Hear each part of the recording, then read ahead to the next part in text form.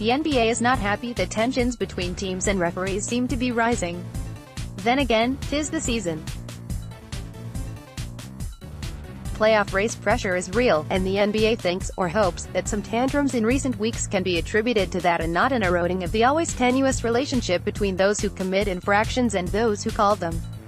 Golden State coach Steve Kerr smashing clipboards and Houston star James Harden calling out longtime official Scott Foster are sights and sounds that the league doesn't want, so the NBA is once again reaching out to teams to offer reminders about not going too far when ripping the refs. "This is the dark ages of the season," said Michelle Johnson, the NBA's senior vice president and head of referee operations.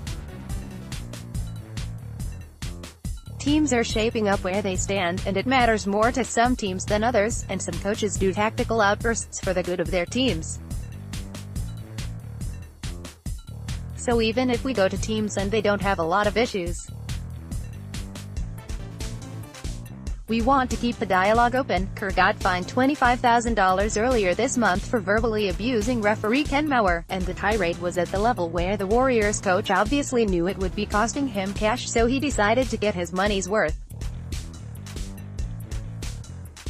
He got ejected. The Warriors lost that night in Portland, but writing that check probably earned him some more points with players who always need to know that their coach has their back. Kerr actually likes Mauer, and believes he's one of the best refs in the league. That being said, Kerr also said the coach-ref dynamic is almost always weird. "I don't know why anybody would want to be a ref," Kerr said. "What a brutal job." Harden also got fined $25,000 for saying that Foster should no longer work Houston's games, after the Rockets were upset with a number of calls in their loss to the Los Angeles Lakers. Foster is traditionally one of the league's highest-rated refs, and it's a really good bet that at some point in this postseason the Rockets will be playing a big game and Foster will be out there. Johnson and referee-turned-league executive Monty McCutchen have made improving relations a top priority. "They're talking to every team again about finding common ground, just as they did around this time last year. I think there's progress," Johnson said. "It's still the same passionate game, a tough game, and the stakes are up now." Players and coaches have been fined more than $2.2 million already this season for technicals, ejections and other reasons for sanctioning by the league office, not counting salaries lost to suspensions. And if there's any good to be derived from behaving badly, it's this. That $2.2 million, and more to come, goes to charities chosen by the NBA and the Players Union. Crunch time. Forget his streak of 8 straight appearances in the NBA Finals.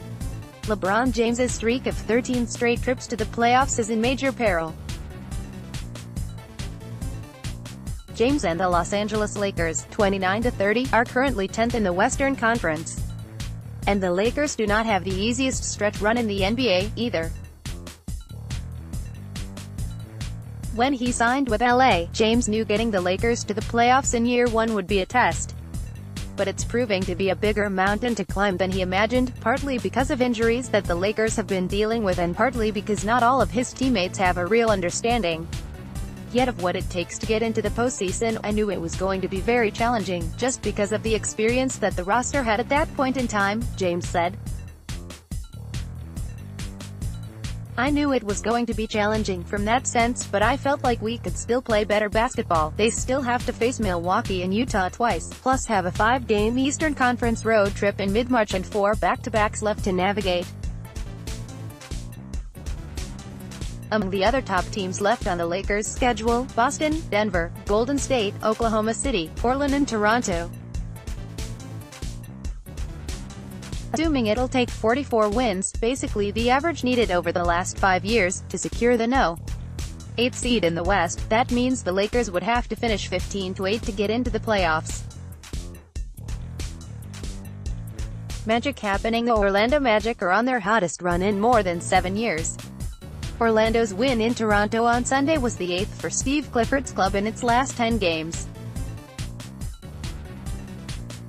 That's the first 8-2 stretch for the Magic since going 8-2 from February 1-17, 2012. The coach of that Orlando team, Stan Van Gundy, who just happened to be assisted by Steve Clifford. The Week AHEADA game to watch each day this week. Monday, Golden State at Charlotte. Stephen Curry goes back to his hometown. After All-Star Weekend, there was a Curry family celebration. Tuesday, Oklahoma City at Denver. Paul George has played himself into the MVP race, and the Nuggets' late-season schedule is brutally hard. Wednesday, Milwaukee at Sacramento. A win over the team with the NBA's best record would be a big help to the Kings' postseason hopes. Thursday, Miami at Houston, a brutal back-to-back for the Heat, who have Golden State at home on Wednesday and then go to the Rockets. Friday, Charlotte at Brooklyn. Few might have guessed last summer that these clubs meeting on March 1st would have postseason implications. Saturday, Orlando at Indiana. The Pacers, even without Victor Oladipo, keep plugging along, while the Magic have a real shot at a playoff spot. Sunday, Toronto at Detroit. Dwayne Casey's new team plays host to Dwayne Casey's old team, and right now every result matters to both clubs. More APNBA, https://appnews.com/NBA and https://twitter.com/app_sport.